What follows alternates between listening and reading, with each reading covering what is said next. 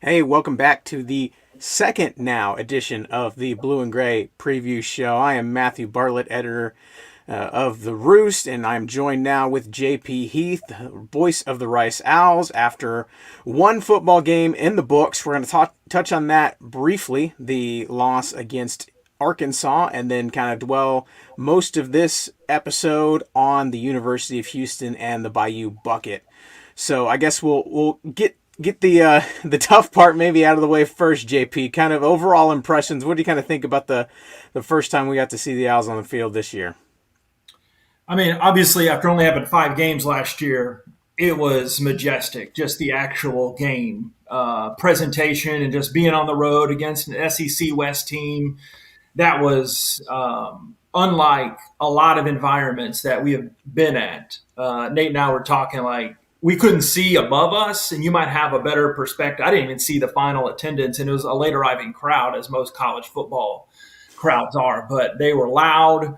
A little rude at times, but hey, that's life on the road at times. But the actual game itself, I mean, I forget when we text each other because I was texting a lot during breaks, like, "Hey, it could happen." Deep water took to the fourth quarter. A lot of disappointing stuff happened along the way that you look back, which is good for Wednesday morning or Wednesday high noon quarterbacking at this point.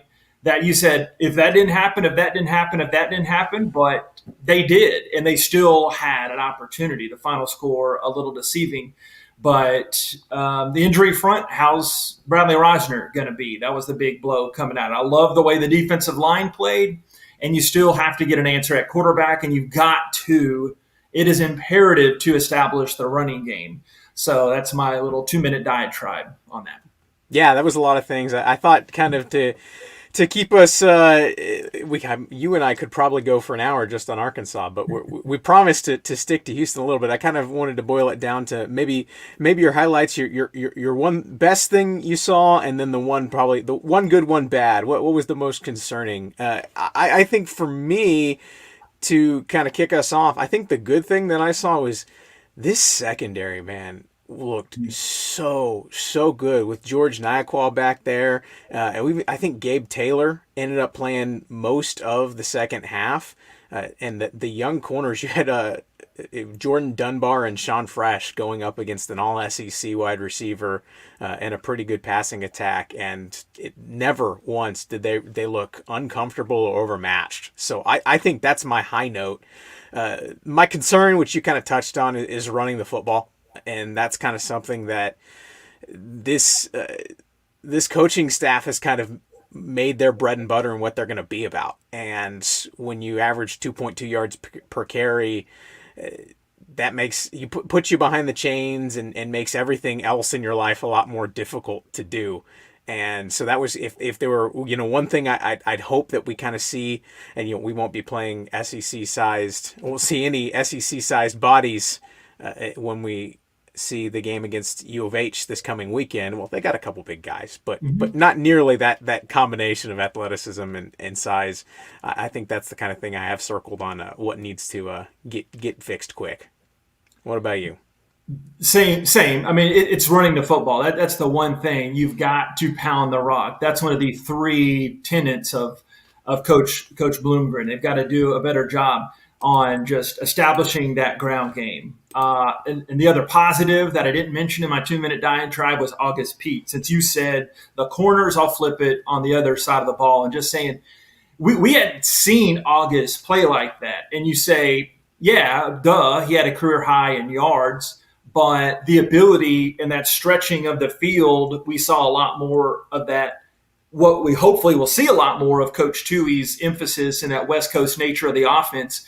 Because if you go back 2 years and you look at August's game, great going up, great catching the ball, but Coach Bloomgren even told me 2 years ago, hey, you're allowed to run after the catch. He didn't have any yak yardage, but he got that on Saturday. And depending on how long Rosner's out, if he does miss, I'm not privy to that info yet. Having Pete do that and then establishing Bailey and some other guys, the other positions, that is huge. So having Pete step up against an SEC secondary was huge to me. That you could it's arguably the best we've seen a Rice wide receiver play that Yeah. wasn't named Bradley Rosner or Austin Trammell in the past 3 seasons. Yeah, and He was getting he's those great. other dudes. Yeah, sorry, I stepped over you there, but getting those other guys, and Pete showed he could be one of those guys. And Mike Kershaw I talked about this on the broadcast a couple weeks ago. Coach Kershaw told me, hey, he's been tasked. They said, hey, you need to lead a little bit more, and what better way of leading on the road having a game like that to lead off? Yeah, absolutely. I very encouraged by some of those other pieces. We've been talking for forever now, you and I have. Eventually they'll get the depth and they won't have to play the same guy and ask him to do everything. And when you have August Peach showing up and making plays, it frees it up. I saw Zane Knipe was out on the football field. That was fun. It feels like maybe forever since we've seen that. So some encouraging signs for sure. And as promised, we won't dwell too much on the past. We'll kind of jump ahead to the future. And I don't know how much you have talked with folks over on the other side of town, as Mike Bloomgren refers to the University of Houston and those folks. But coming into the season, I was kind of reaching out to my folks, and we both sides kind of had this game on Saturday circled as potentially an inflection point in the non-conference play and how these two teams view themselves, or at least rather their fan bases do, both coming up against games where they led a Power 5 opponent and then gave up 3 touchdowns in the fourth quarter. So some shared wounds there, but kind of what do you size up as the importance of this game? Obviously, both teams looking for their first win, but the importance of this game in this entire totality of what this season is going to shake up to be. I mean, this week, it's the whole season is this week, and I'm not saying the whole season is about this week, but this truly is those one game at a time moments where you're not looking forward to Texas. This is a rivalry game. The second week, it feels special having this game in week 2 against your quote unquote hated rival. And when I talked this week to some of the Texas guys, they feel that, and the local guys, they feel that. The not local guys, they feel that. Even though it's been 3 years since Rice has played them, they feel that. And let's not kid ourselves here. The timing of a certain little announcement coming up could have been the day before, and you knock off that team. That'd be mammoth on the Owl side of things. They like we said in that first topic, Owls have to establish a lot more things to be a better team. Coach Bloom talked about it all my days have learned together yesterday in the presser. The biggest improvement comes from week 1 to week 2, and they think they've got that. So I know we'll talk more specifically about the Cougars in a little bit, but this is mammoth for the season to improve, and you kind of in the game sandwich to have your quote unquote hated rival there. That is as good as it gets, and I can't wait to see how it shakes out coming up Saturday night. Yeah, and Bloomgren has talked about that game 1 to game 2 jump every year that he's been here, and I think back to last year because it was the Middle Tennessee game that led into the Southern Miss game. And the Middle Tennessee game, there was a lot of noticeable rust just with Mike Collins getting in, trying to find his rhythm, his first snaps in this offense. By the time we got to the second half, everything kind of started to smooth down, and that's when Rice had the comeback. And you go into Southern Miss, and the sheriff just kind of waxed them and just put them out of their misery quickly. And so we'd love to see an encore, but I think at least that going back a little bit, you can't extrapolate too much from last year to this year, but you got to think that we've at least seen that jump that they talk about before, and with hopefully injuries aside, the depth and the talent to kind of hold serve and continue that progression. Yeah, and we saw it 3 years ago too, with the first game of the Mike Bloomgren era being kind of okay. They got happy about a walk-off win against Prairie View, and you're going to be happy in either win, but they played a lot better in a loss to the team across town in that 144-degree on the field day with cleats melting and all that, the next one. So the obvious flip of the script here is you want to take that momentum, even though you lost, you did a lot of good things against Arkansas. Playing against, it'll be a mammoth sea of blue and a mammoth sea of red coming up. It'll probably be your second biggest crowd of the season, hopefully. or top three out of 12, I guess. Not too bad. But playing in front of the home folk for the first time, too, playing on the new turf. I think they've got a lot to be inspired about and having that rivalry chip on their shoulder. Yeah, and if we, I know I promised no dwelling in the past, but if we look back at that U of H game that you were referencing, that was a game that Rice, I believe they were leading at the start of the fourth quarter or the end of the third quarter, and then De'Aaron King just tossed long balls to Marquez Stevenson, and it was a couple runaway touchdowns, and then the game was over. But this year there is no De'Aaron King. I saw him playing for Miami last weekend, so he's not available. Marquez Stevenson, I think he's off testing pro waters at this point, and so you have left, if we kind of circle back to the 2021 iteration of the Cougars, you have Clayton Tune, which is in his kind of, he's been the guy adjacent for a couple years as kind of relieving De'Aaron King when he was injured and he was out and kind of coming in and out in the COVID year. So this is kind of his first full season, unquestioned as the guy, more or less, if you, depending on what you want to do with 2020. And his debut did not look crisp. So that at least kind of gives you a little bit of warm fuzzies when you think about how the Rice secondary did going up against a quarterback who threw 4 interceptions last time out. Yeah, and against an improved secondary, too, for Rice. I mean, they're a lot better. A much improved secondary. Yeah. And don't get me wrong, I am not shorting Tune whatsoever, but when he struggled, hey, it's been turning the ball over, and he had those 4 picks, but he's also got in his muscle memory, he's got that 400-plus yard game against SMU that he had, I think it was 2 seasons ago when he had that. He's been around Cullen for a while. I mean, he's not a guy that's going to come in here and you're not going to be guaranteed another Texas Tech-like performance that he had. In fact, I think he'd be a little more motivated on the other side. What can Gerard Wilcher and Brian Smith draw up on the out secondary and the defense to befuddle him? That's a huge matchup in this one. Tune's no slouch. He can spin the football, but this is a much better Owl secondary. But the defensive line is much better too, going against, like we talked about at practice the other day, what they did against an Arkansas front five, the offensive line that has been really good too. So hitting Tune, roughing him up a little bit in a legal way, and making it really uncomfortable, I think, is what Tech did to lead to those 4 picks. So one, pressure begats those interceptions, and that's where I'm anxious to see Rice when they play against a non-SEC offensive line, if they can force Tune into those mistakes and get him off schedule. Yeah, and it's gonna be interesting because Arkansas, they had Treylon Burks, obviously, but they had a couple other guys. It wasn't a funnel offense where it was all going to one guy. They kind of spread it out, and with their quarterback, kind of were able to do a couple things on the ground game. Tune less mobile, and the passing tree and the weapons, if we look at who Tune is throwing to, I think is maybe, I think, unproven compared to years past is probably fair. You have Nathaniel Dell and Christian Trahan at wide receiver and tight end. Those 2 guys are going to get the ball on half of their offensive plays, at least the ones that go through the air.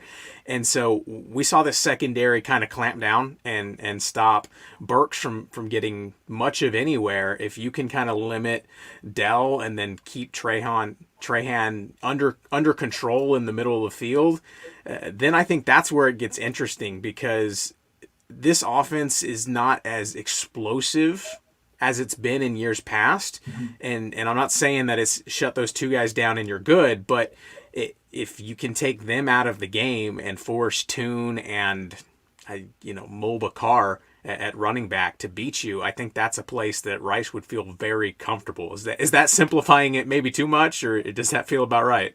Hey, it's what we do, right? You got to make this simple. And Carr, a veteran, I mean, he's the all-time leading rusher in Austin ISD, at least when he left Reagan High School. So, but after that, it's been hard to piece together. They don't have a lot of depth, seemingly, in the running back room. Tajon Henry, local kid from Lamar. Chandler Smith from Oak Ridge, he didn't touch the ball. I don't know if that was an injury situation this past week, but another local kid from up in Oak Ridge, McCaskill. So there are not a lot of numbers but behind Carr, but Carr is definitely their dude. He carried it 13 times, but averaged right about 3 yards a carry. And you mentioned the receiving core earlier in Dell. I mean, he's their one dude, like, who jumps out at the stat page. He had 7 catches last week, but they've got Singleton. He's a name. Irwin, who, I mean, coming from UCLA, he played in a few games there, but didn't rack up any big statistical yards. Kashawn Carter, a local product coming home after going out west, but he was honorable mention Big 12 last season. I think he was like 6th or 7th in touchdown catches in the Big 12 last year. And Herslow, who didn't play at all last year, he came from Old Dominion. They didn't have a season, but he adds to that depth. So I don't think we know. I think it's a younger and unproven receiving core for Houston, but they still have that top end speed. The Rice coaches were saying when I talked to and Coach Bloomgren himself, saying that it's a younger, but they can fly. So it'll be another big test for the Owl secondary. Yeah, I think it's interesting, especially as you've looked at kind of just Dana Holgerson's tenure across town. Since he's gotten here, he took the redshirt season, I guess we're calling to, when he got here, and basically punted on his first year in town. And then you had the COVID year with, Rice only played 5 games. Houston got a handful more than that in, but I think they had their first 5 season openers postponed, including 2 in 1 week. They had the Baylor game that was scheduled on like 3 days notice and disappeared. And so, in a lot of ways where at Rice, it's been kind of pointing to a culmination year of 2020. Now 2021, things are supposed to be coming together. That's kind of where Houston is too. And especially on offense, because last year, when you think of the University of Houston and you think of years past and previous head coaches and their tenures and offensive coordinators, this has been a team that's scored points in bunches, and the defense has done enough to keep them competitive. It wouldn't even be a stretch this year to say, and I'll start with 2020, but the defense was head and shoulders above the offense in 2020, and it TBD on 2021, but you got to think that some of the guys they have in the secondary in particular really have the potential to make things difficult for Rice. This might be a better defense than Rice saw last time they found him on the field. Yeah, and especially with whoever is taking the snaps for Rice. I'm assuming we're going to see both Wiley and Luke again this week on a first name basis, like I'm their besties. But Wiley Green and Luke McCaffrey, if we see them again like we did in somewhat of rotation last week, that was a pretty good pass rush that they've had in the past, but they gave up, kind of flipping on a dime there. They gave up 11 tackles for loss on their offensive line. So that goes back to what we were saying earlier, that if you get that penetration from Elijah Garcia and company and on the defensive line, that could make things play havoc with them. But on the Owls, on the U of H defensive side, the team across town, on their, got to stay on brand, right? On their defense, Parrish, he made his first appearance against Rice going back a few years ago on the defensive end. They've got Bankston. He's an Iowa State transfer. Leading returner in sacks there. He's number 12. So it's going to be and their secondary. They've always got a great secondary. Marcus Jones is a preseason All-American in one publication. Hippolyte, Colorado transfer, their leading returning tackler. So it's not going to be easy. And it's still, like, spoiler alert, we'll talk about before the game, it comes back to them establishing the run. Can Rice establish that run against a defense that it hasn't been as dominant as it has been, but they're still salty? Yeah, and you didn't even mention guys. Demarion Williams at corner. He's a guy who could be all conference. Wouldn't surprise me at the end of the year. Marcus Jones has been a mainstay for them. They have they have so many guys that have been productive and been there and done that. And that's what is particularly interesting to me, because, we don't know who's going to be lining up at X receiver for Rice this coming weekend. But if it's not, Bradley Rosner, who has that size and speed combination, what's it going to look like if you got to find an August Pete, or you got to find somebody else to step up and kind of stretch the field and test those guys. And that's something that, I heard your reaction in the booth when Green hit Pete on that long bomb, but yeah, exactly. That might have been probably at least through the air scoring play, not a catch and run. One of the most explosive plays we've seen at South Main in the past 3 years, a 44-yard all in the air touchdown pass. So that's kind of an X factor, something I'm watching. You were able to do that against Arkansas. You kind of caught him sleeping on a well-designed play action. We'll give Coach Tui that. But, can you do it against this secondary who's just as proven? I don't believe has anybody suspended for targeting at the moment, which that's a different conversation. But it's gonna take a more well balanced. We talk about running the ball, but Rice is gonna have to be able to get through the air to kind of open up those running lanes. And this secondary could be a pretty good test, especially once you talk about the teams they're going to face in the next couple weeks. Anybody else? I know you mentioned a couple of guys scattered around. Was there one or two guys in particular that you think Bloomgren and Tui are going to circle and say, we can't let this guy beat us? Well, on our end, I was looking at Jake Bailey's number. Like we saw, okay, Jake did have 4 catches. I just didn't add it to my chart yet. So add into that mix Jake Bailey. But on Rice's defensive side, stopping Carr and not letting – because they have a couple other guys that take a lot of handoffs, at least in the Tech game. They took a lot of handoffs and had a few carries, not letting them get going. You don't want to be the team that lets them start and get revved up and get some momentum going. But, look, it's no secret. They have their style and their intellectual brutality. They've got – I keep saying this. You're like, oh, my gosh, this is awkward. You keep bringing it up. But they've got to run the football a lot better, and they've got to establish that. Then I think that opens up a lot of the things they would want to do. But problem is you could slide that. Can you run with those 7 guys in the box? When you can run against 6, when you can run against 5, that's a lot easier. Hey, football 101 with announcer man. So getting that running game started, and that's still the key to me. That's the next show, right? Football 101 with announcer man. Yeah, give me an extra week to prepare for that one. But hey, run the football. Third down. Yeah. We didn't talk about Coach Smith. I had Coach Smith. You can find the archive on the ricehouse.com. But sorry to you're getting going there with a great point. But the third down defense was excellent. They have to be a better third down team too. In that game, what were the Owls? On the third down side of things, it's coming up. They have 900 stats on here. Yeah, I just had that pulled down a second ago. Yeah. They had 4 third down conversions, and that's not enough. And that goes with – you notice how many times in that Arkansas game they had 3rd and 7, 3rd and 8. There were 2 that were under – we were counting in the booth, 2 that were under 3rd and 5, maybe 3. So what do you do on first down? What do you do on second down? And I still – can we talk – what are we, 25 minutes into the show?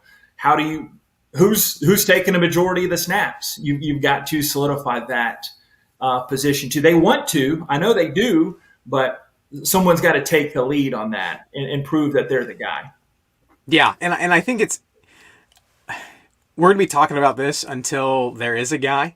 And, hopefully it's not like in years past where we've had 4 different guys by the time we get to the end of the season. At this point, it seems like there is a solid 2, so that's nice. But, I don't know. I think it is – I wonder, and this is purely me pontificating, I wonder what the comfort level that Luke has, McCaffrey, in this offense and the – compared to Bloomgren has said on multiple occasions the PhD level of understanding that Wiley Green has since he's been here for 400 years at this point, maybe just 4, but it feels like he's been around a while. And so maybe I think we could see, if we see similar play out of both of them going forward, this could be the time we get to conference play and Luke has seen some live bullets, maybe he's more comfortable and they can lean on him a little bit longer. Time will tell. I don't know, but I think something that's interesting, and when we saw them play against Arkansas from a talent perspective and size speed, I think maybe you saw at the end of the game you can't make mistakes against a team that has that edge against you, and that's where things kind of unraveled in the fourth quarter. Mm-hmm. And I think probably we'll see a similar talent gap, if you're just talking recruiting metrics, next weekend against the University of Texas. But those are the two games where Rice has to press all the right buttons to pull off the upset. I don't think Houston, might have a slight edge in recruiting rankings or what have you, but this is a team that is not head and shoulders better than Rice, at least when you're stacking up, positional advantages, especially with the Rice defense against the Houston offense. You got to feel pretty good about what you see there. And so that's the point where if you out execute whoever's at quarterback, this should be a game that it shouldn't surprise people that Rice can go out and win. I think, we saw the national writers and stuff commenting on halftime when they're like, oh, Rice is over Arkansas at halftime. This is interesting. These are two, on paper, pretty evenly matched teams, and it's going to come down to execution, as if to use the old football, you've heard it too much phrase, but it might be that easy. And if Rice can go make those improvements and execute, then this is a game they can take that lead into the fourth quarter and have it on their own stadium without the sun against Arkansas beating down on that side of the sideline. Mm-hmm. It's a place where I think this might be this is the most evenly matched game Rice has played so far this year, and they're probably not going to be too overwhelmed against anybody else, save maybe Texas. At that point, is there anything missing from the secret sauce? We've talked about running the football. We've talked about getting better quarterback play. It just seems so... we talked about football 101 earlier. It seems so football 101, the things that Rice really needs to do. They don't need an act of God to win this game. They just need to play Rice football. Right? Yeah, and they can't shoot themselves in the foot. It's not on brand. They went off brand against Arkansas, just confirming they had 10 penalties. That's not Rice. Rice doesn't do that. They controlled the football. They won the time of possession battle against the Hoggies, but that's not a surprise because they had a lot better tempo, higher tempo. So not making those silly mistakes is a part of that adjustment from week 1 to week 2 that, hey, convert on 3 or 4 extra third downs, have 3rd down and 4. Challenge fans, if I'm sure we have a lot listening and watching that are going to the game. It's a massive difference in that playbook when you have the 3rd down and 3 versus the 3rd down and 7 and obviously 8, and gosh forbid the 3rd downs plus. And we were talking about this at practice. Sorry to point my finger, but that just occurred to me. Oh my gosh, the opportunity, and I'm not living in the past, but when you have such a dominant starting field position advantage, that's textbook Rice. That's what you want. Shortening the field, what was it, 4 or 5 straight drives were in plus territory, or 6 total. It was some insane number. Yeah, if you go from the plus or the minus 49, so basically midfield. Yeah, and you've got to take advantage. So when that occurs Saturday, on national TV, you've got to capitalize. That goes along with, you said something that got me on a rant there about what are we missing? Well, the penalties, and take advantage of the field position. And like Mono, Chris Monfiletto, there going to be an extra cash, but great special teams play. That you got the block punt. Capitalize when you have the block punt. And what was it? Yeah, Orji got it, and then Play Wyatt recovered. Take advantage of that. Take advantage of Sean Fresh's interception. Go for the jugular. Get it. You don't know when those opportunities are coming again. This is me stepping off soapbox. So no, you hit the nail on the head. If Rice, you could argue they capitalized on, they got a field goal early in the first half. If they are able to capitalize on maybe one or two more opportunities, you're looking at a game that could have been 20-0 at the beginning of the second half. If Trayshawn Chamberlain is able to bring down Dante Culpepper, the 250-pound quarterback, on 3rd and 6, it wouldn't have been that crazy. And that's kind of landing the plane. I think we both saw enough to see that this team has the talent and the ability to be that kind of team, a team that can be leading an SEC West team by multiple scores. That happened even with the poor execution. So they just need to go out there and do it. And we've seen the jumps in years past. I hope for everyone's sake that we see it again this week and go into the future. But we'll wrap up. And anything else? I know you sent me and I followed along this past weekend to the in booth broadcast. What else do we need to? What notes do we need to pass along before we get out of here? We're going to be inside the stadium, not just calling the game, but the inside the stadium feed. Yes, they give us press passes. They let us, but 95.3 FM on your radio, folks. Remember those radios? You could take the Walkman in stadium, but the YouTube, for those that aren't there, hey kids, we're on YouTube just like this now, but we have the in the booth feed. I love it. I love the having fun with it, taking it serious, but just giving that extra layer that we can give folks the broadcast, because we had a lot of folks that were watching on Saturday. So Rice House YouTube, and then the Varsity Network app, Rice House Game Day app is the best one for folks to go to, and look forward to calling a W against that team across town. Yeah, this guy's got you covered. He'll take care of you. Go if you want practice notes, go over to atheroost.com, patreon.com/atheroost. We got it all there. We got a podcast. If you want to relive the Arkansas game, we only touched on that briefly. You can go check that out. And then we'll have you covered going into next week. And like JP said, hopefully breaking down a Rice W over the University of Houston. So we will catch you all next week. We'll be previewing Texas. That'll be a fun one. And until then, take care. Rice fight. Never dies. Bye, YouTube.